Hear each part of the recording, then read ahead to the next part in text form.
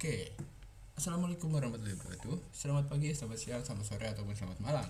Perkenalkan kembali, nama saya Maulana Muhammad Harits. Saya dari Universitas Diponegoro pada program studi Teknologi Rekayasa Otomasi Sekolah Vokasi. Nah, hari ini saya ingin menjelaskan praktikum embedded saya di kelas kami, yaitu di pertemuan kali ini adalah menguasai VTOS berbasis yang advance, yaitu event group. Nah, oke. Terus bahasanya ya gitulah, kita bakal menguasai RTOS yang menggunakan mekanisme event group gitu. Nah, kita lanjut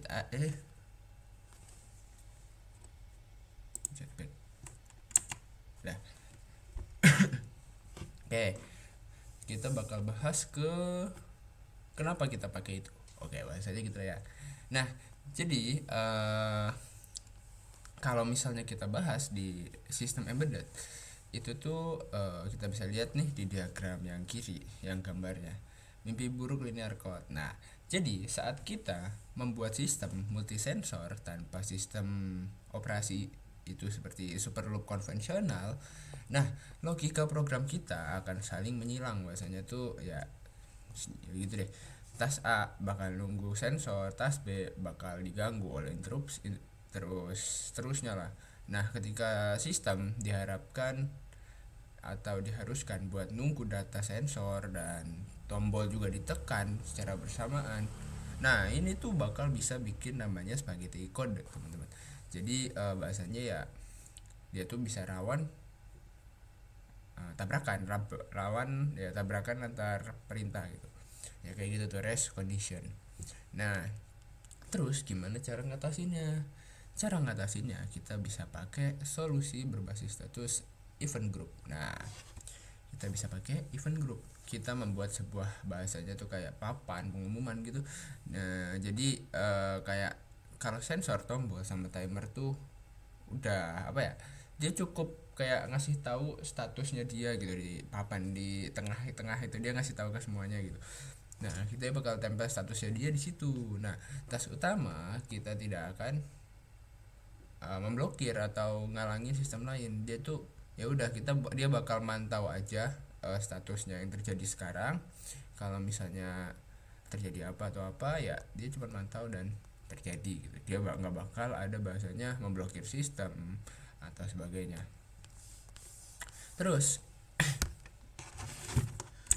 kita bakal bahas kapan harus pakai, kapan harus tidak. Oke. Kapan harus menggunakan event group? Di VFTS itu sebenarnya ada beberapa opsi sinkronisasi ya, teman-teman. Kapan kita harus pakai event group? Itu sebenarnya tergantung ya, teman-teman.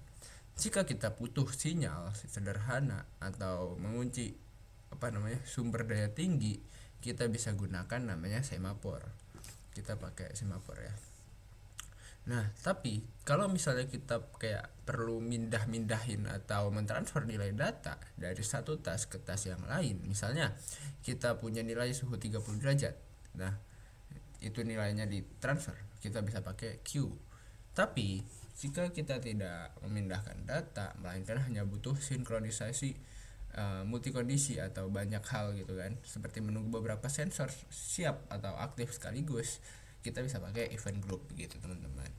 Aturannya tuh jangan pakai Q kalau kita tuh nggak mindahin data, karena dia bakal boros memori. Jangan pakai semafor kalau eksekusinya tuh lebih dari satu kondisi, karena kodenya bakal kompleks. Nah, itu yang bikin event group ini kapan dipakai gitu. Terus kita bahas anatomi event group. Nah, sekarang kita cari tahu gimana cara kerjanya di event group gitu kalau di dalam RAM. Nah, event group itu tuh seperti kayak digital switchboard atau bahasanya panel saklar lah. Nah, di FreeTOS tuh dasarnya tuh cuman set biner doang yang isinya tuh 01010101 gitu kan.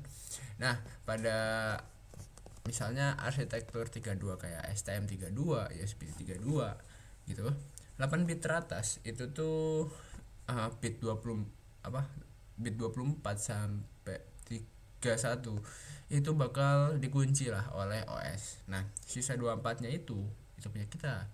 Nah, efisiensinya kenapa? Karena gini, masing-masing bit itu dia bakal mempresentasikan atau buat satu kondisi spesifik. Misal bit 0 artinya sensornya siap nih, bit 1 artinya sensornya udah ditekan, diaktif gitu. Nah, hanya dengan satu variabel lah bahasanya. Nah, kita bisa gunain banyak variabel, kan itu tadi baru satu bit dan kita punya banyak event flag. Nah, kita punya banyak kotak. Nah, hanya dengan satu variabel group kita bisa ganti puluhan variabel global untuk puluhan semafor gitu. Ya gitu deh. Terus logika. Jadi di sini kita pakai logika any out. Oke. Jadi gini. Setelah panel saklarnya udah ada, gimana caranya task utama kita bisa nunggu atau ya gitulah. Nah, FreeRTOS tuh punya dua gerbang logika, teman-teman. Any sama all. Nah, di sebelah kiri itu namanya logika any.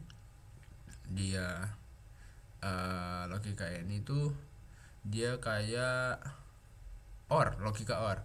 Nah, jadi kayak misalnya ini tuh kayak corong ya, bener. Jadi dia tuh tas itu dia bisa jalan langsung itu kalau salah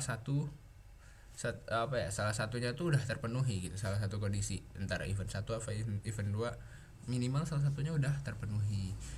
Nah, dia tuh ya ini maksudnya cara yang bagus tuh karena idealnya tuh dia bisa buat misalnya mesin otomatis nih.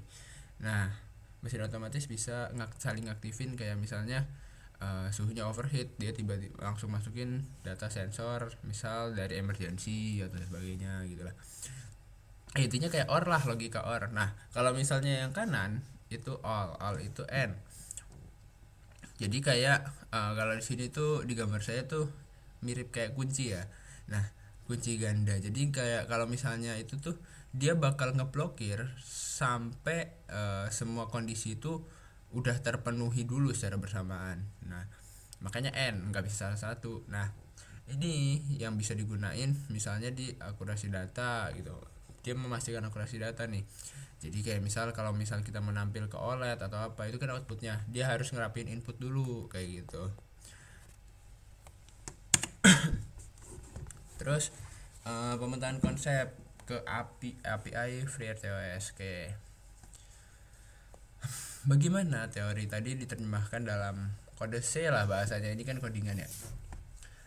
Ada 3 fungsi utama yaitu X event group create. Ya, void ya udah void lah. Nah, fungsi ini tuh buat eksekusi awal untuk mengalokasikan ruang panel yang tadi itu di dalam RAM kedua gitu.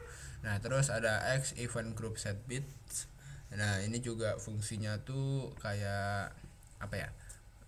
Dia tuh saat sensor nih misalnya udah selesai baca, dia bakal manggil fungsi untuk ngangkat flagnya itu flag bit 0 atau 1 gitu. Jadi OS tuh nanti bakal otomatis ngelakuin operasi bitwise. Bitwise nya tuh OR secara lebih aman lah.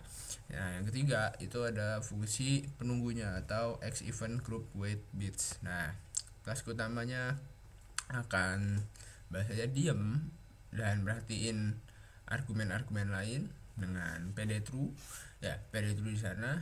Nah, yang pertama tuh fungsi membersihkan bit setelah selesai, dan yang kedua itu dia buat nunggu instruksi nunggu semua bit itu udah atau wait for all.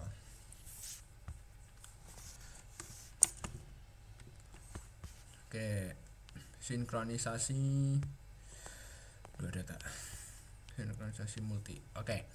Nah, kita terapin nih misal API-nya ke skenario praktikum nih. Kita punya microcontroller STM atau USB misalnya. Di sisi input kita punya beberapa sensor, ada sensor suhu, dia dibaca pakai ADC, terus ada push button fisik misalnya. Terus outputnya dia bakal ngerakin misalnya LED nih sebagai akuator. Nah, persyaratan LED hanya boleh nyala jika ADC selesai nunggu suhu, ya suhu lingkungan gitu, dan pengguna telah apa namanya bahasanya nekan push buttonnya juga. Nah, jadi jangan dipencet ini. Nah, jadi ADC-nya bakal selesai. Nah, sama push buttonnya juga dipencet, dia baru ngaktifin LED nih. Kalau misalnya cuma salah satu mati, nah kita bisa pakai tadi sinkronisasi multi sensor fase 1 misalnya. Fase trigger, nah implementasinya tuh kalau fase trigger tuh ya micu lah. Nah, jadi di tas 1 dia bakal ngurus sensor ADC, begitu proses konversinya selesai, dia bakal langsung eksekusi pakai codingan apa? X event group set bits untuk nyalain bit 0. Pada tes 2 dia bakal monitoring tombolnya tuh udah aktif juga apa belum. Nah, ya itu di monitoring juga di bit 1 gitu. Sebenarnya kayak gitu aja. Sebagai catatan tuh kayak jika pembacaan ADC atau tombolnya tuh dilakukan dalam hardware interrupt gitu kan, atau rutin SR gitu, bukan di loop ya. Nah, kita bisa pakai fungsi yang berakhiran from either. Nah, ya gitu deh. Udah ya, lanjut. Terus di fase 2. Nah, fase 2 nya apa? Akuatornya bakal jalan apa enggak. Nah, tas ketiga itu kan kita bakal kontrol lah LED itu bahasanya tuh ya udah dia bisa langsung aktif nggak pakai delay kan. Nah, kita bisa pakai X event group wait bits. Nah, dia bakal nunggu tas 3 itu bahasanya nahan gitu. Nahan tas 3 tuh biar keblok. Jadi dia gak bakal bisa aktif. Tapi begitu yang sebelumnya bit 0 sama bit 1 dia udah aktif atau nilainya 1 di binernya. Nah, OS tuh bakal kayak bahasanya bisa ngebuka buat tas 3 tuh buat jalan gitu. Nah, ya itu sih yang paling paling penjelasannya gitu. Terus di sini ada tambahan note yaitu PD true ya. Ini tuh buat clear on exit. Nah, fitur ini tuh buat menghapus atau ngereset status flagnya tadi jadi 0 sebelum tas 3 tuh dieksekusi gitu. Kenapa ada kayak ginian? Sebenarnya ini tuh tambahan aja biar LED itu nggak eksekusi ulang-ulang gitu, atau ada satu sisa gitu. Nah, ya itu sih, itu aja sih. Terus 10 kita bakal bahas ke deployment ESP32. Oke. Kenapa repot-repot gunain event group, padahal ya gitu deh, kenapa rempong banget kan. Jadi gini teman-teman, nggak kayak papan Arduino nih, microcontroller tuh yang kayak udah ESP32 itu kan udah punya namanya dual core ya, core 0 core 1 ya gitu. Kita bisa naruh tas ADC di core 0 misalnya, terus tas yang button tadi kita taruh di di core 1. Nah, jadi kita bisa punya manfaatin dua core itu. Nah, kalau misalnya mereka komunikasi dan buat variabel global, akan terjadi race condition lintas prosesor. Nah, di sinilah peran event group. Secara internal tuh udah dirancang biar aman dari ancaman-ancaman lain gitu. Event group ini nggak bertindak kayak jembatan apa ya, tapi itu dia tuh kayak bahasanya lebih aman, lebih tersinkron gitu. Untuk gabungin event dari core 0 sama core 1 dia bakal jadi menjembatani, tapi lebih aman, dia bakal lebih ngecek gitu bahasanya. Jadi dia bakal ngirimin instruktur ke tas 3 tuh lebih aman dan tidak ada resiko buat tabrakan dari dua tas itu. Nah, tapi sehebat apapun sinkronisasi RTS juga butuh hati-hati lah bahasanya, terutama kan ini kita pakai memori ya, kita pakai hati-hati di alokasi memori teman-teman nih. Nah, oke, jika kita mengintegrasikan kode dari FreeRTOS kayak misal di STM32 menuju ke misalnya ESP32 nih, kan itu beda ya. Dia pakai SPDIF nih misalnya di ESP32. Nah, itu hati-hati karena apa? Ukuran stacknya tuh bisa beda. Jadi gini, di STM32 parameter ukuran stack itu dihitung dalam satuan word, dan satu word itu 4 bytes. Jadi kalau misal kita mau alokasiin atau kita mau ngisi 100 misalnya, artinya kita pakai memori 400 bytes. Tapi kalau misalnya di ESP misalnya, stucknya tuh diubah ya murni jadi bytes. Jadi kalau kita mau apa ya, nyalin kode dari STM dan ngisi 100 nih, misalnya angka 100. Nah, microcontroller hanya memberikan ruang 100 bytes. Hasilnya apa? Saat event group dieksekusi, sistem bisa crash atau core dump atau ya semacamnya akibat misalnya stack overflow. Oke, terus cara optimasinya gimana biar nggak crash gitu kan? Pertama, kita alokasikan memori yang sengaja dilebihkan, bahasanya misal 10.000 bytes, jalankan di sistem. eh, Terus kita pakai UX task get stack high get apa sih high watermark. Nah, ini apaan? Ini fungsi buat kayak ngasih tahu kalau jumlah bytes terbawah tuh tidak pernah kesentuh oleh sama sekali lah oleh sistem yang sedang berjalan gitu. Nah, dengan kayak kita udah tahu nih memori yang bahasanya tuh berlebih gitu, kita bisa alokasiin yang tadi tuh dan sisain buat jaga-jaga tuh 500 bytes misalnya gitu. Nah, kesimpulannya ya arsitektur ini dia berjalan dengan macam-macam ya. Kita bisa tinggalkan logika delay atau while untuk ngeceknya, terus kita bisa udah sentralisasi logika, jadikan event group itu sebagai kayak otak untuk ngerangkum semua kejadian lah di sistem. Terus juga kita bisa perhatikan ketepatan. Nah, karena kita bisa pakai fitur clear on exit atau pembersihan otomatis buat biar gak ngebug gitu kan. Dan kita bisa pakai kalau kita udah kenali hardware juga. Jadi kayak tadi pemrosesannya kan berbeda.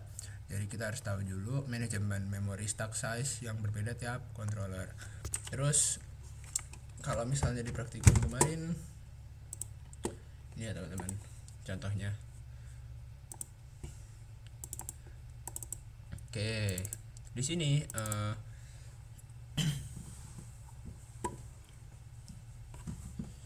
oke, kita punya apa ini? Nah, kita punya HCSR, terus kita punya LCD, kita punya servo. Kita bisa mengeksekusi dua sensor dan ya dua barang, dua kuator, yaitu LCD dan servo dengan dua kendali itu. Di sini ada ACSR sama PWM. Kita bisa aktifin keduanya nih teman-teman. Kita putar si apa namanya potensio, dia bakal gerakin ini servo. Terus kita mau misalnya manfaatkan juga sensor geraknya. Nah, tinggal taruh. Nah, ini kan tampil nih.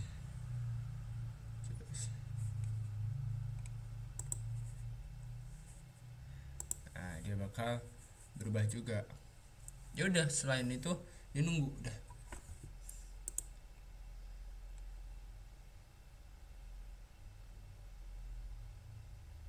Nah, dia bakal ngeblok nih. Udah nunggu.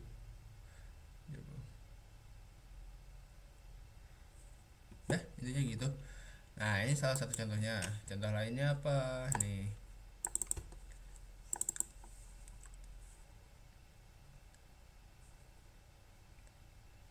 Oke, sekarang kita pakai STM. STM buat ke sensor suhu sama sensor MQ, kelembapan, sensor gas. Terus dia bakal tampil ke OLED ya teman-teman. Jadi ya udah, sebenarnya sama aja. Dia bakal aktif nih, dia bakal ngerubah datanya bakal berubah masuk. Terus kalau misalnya kita mau kasih input di sensor satunya, ya bisa juga ntar dia bakal berubah juga ke OLED.